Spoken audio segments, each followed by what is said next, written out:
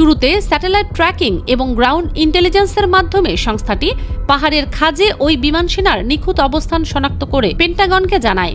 একই সঙ্গে উদ্ধার অভিযান চলাকালীন ইরানি সামরিক বাহিনীকে বিভ্রান্ত করতে সিআইএ একটি অত্যন্ত সুনিপুণ ডিসেপশন ক্যাম্পেইন বা প্রতারণা কৌশল শুরু করে।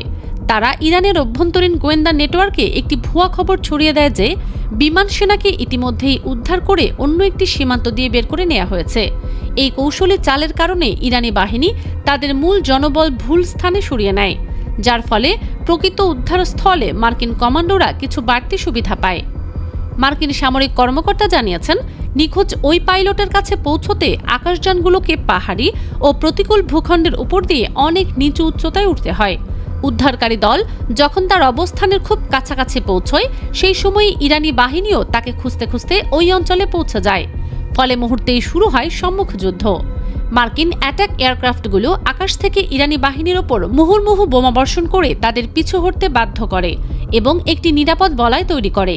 এই প্রচণ্ড গোলাগুলির মধ্যেই কমান্ডোরা ওই পাইলটকে উদ্ধার করে হেলিকপ্টারে তুলে নিতে সক্ষম হন বলে দাবি করা হয়। ইস্টার সানডের প্রথম প্রহরেই এক বার্তায় ডোনাল্ড ট্রাম্প সেই সাফল্যের কথা জানান।